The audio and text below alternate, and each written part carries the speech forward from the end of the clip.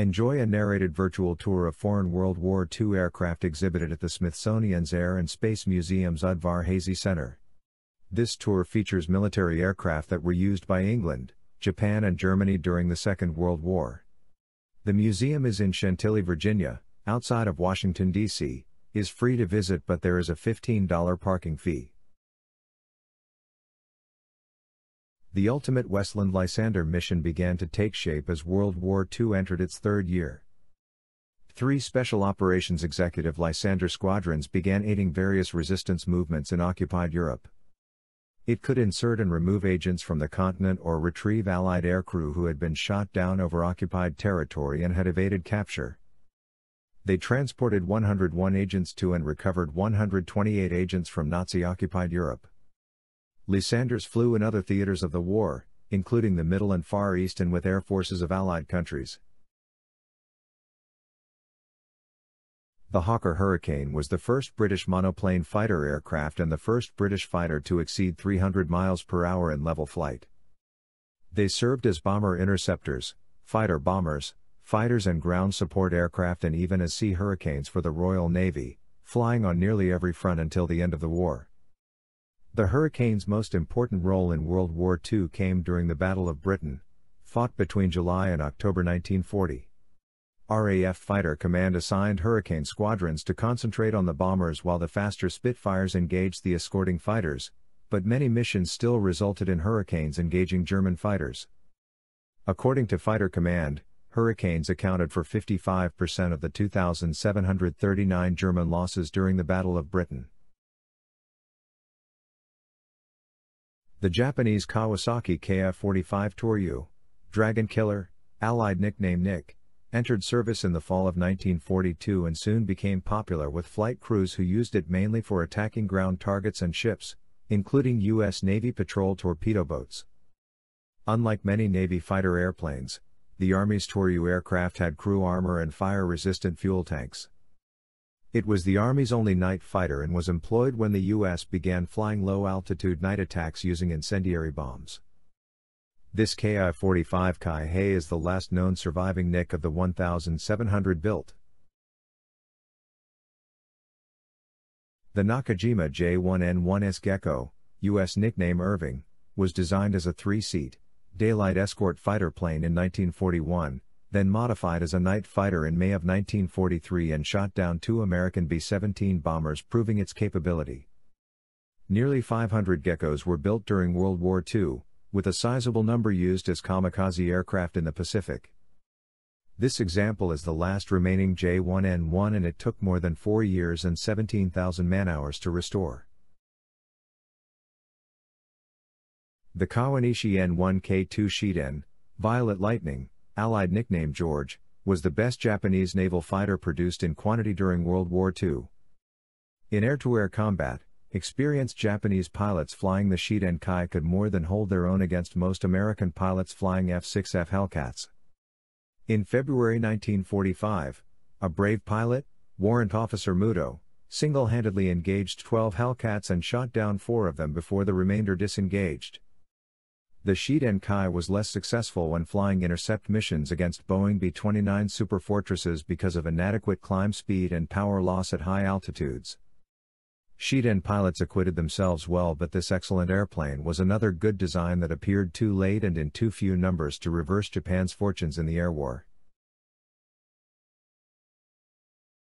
The Aichi M6A1 Siren was designed as a bomber that could operate exclusively from a submarine to strike directly at the United States mainland and other important strategic targets that lay thousands of kilometers from Japan.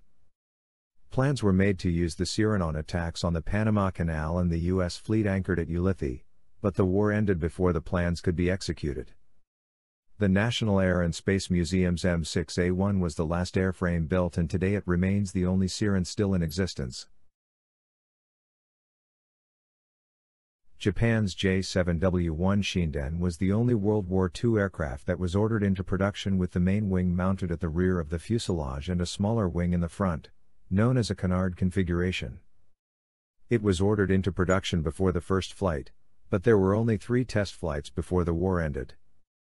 2 prototypes were built, with the displayed aircraft being the first prototype.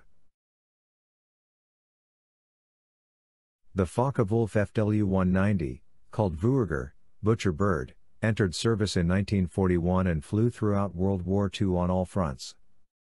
Some served as fighter bombers with ground attack units, but it is best known for defending against Allied daylight bombing attacks.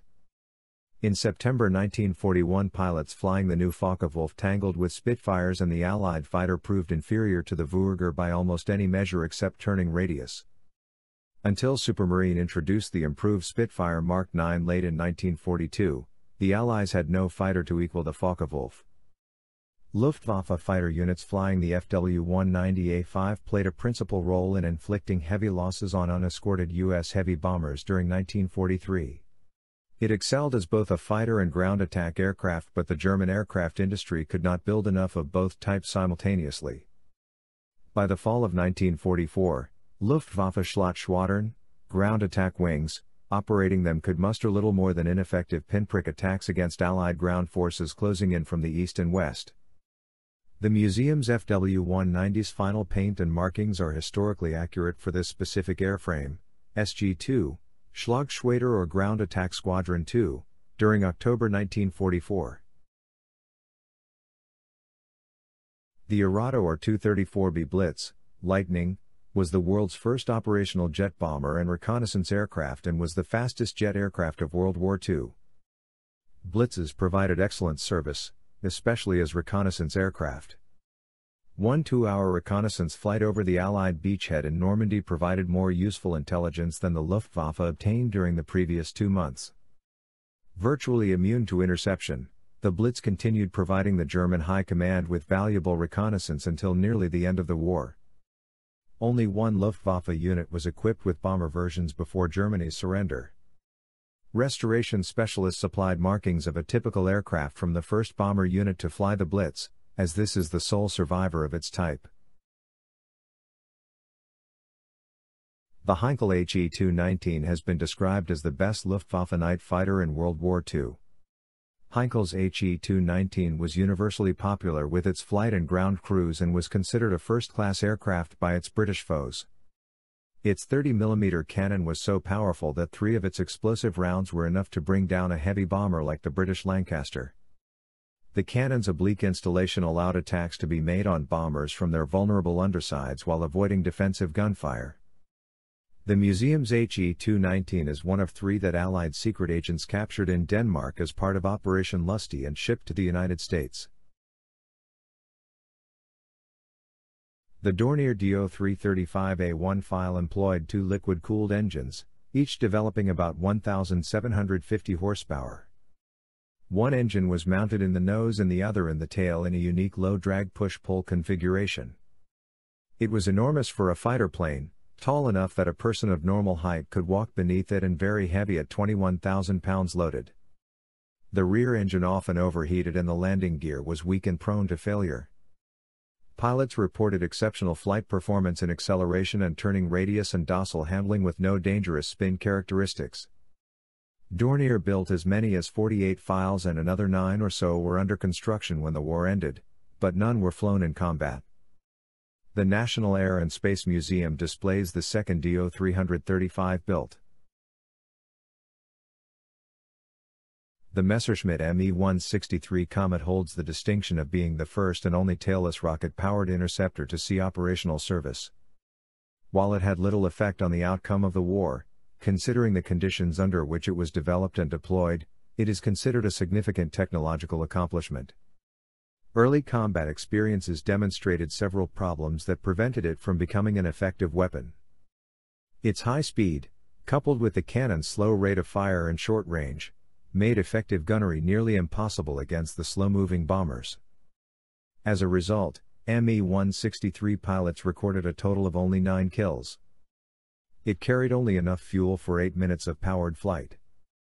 After 1 or 2 firing passes, the pilot had to glide back to base with no means of escaping Allied escort fighters.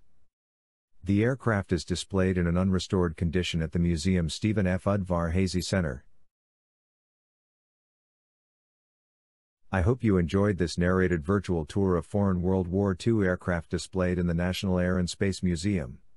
If you would like to tour other aircraft in this series, You will find convenient links in the description section below this video. Here are YouTube suggested links on a similar topic that you may enjoy viewing.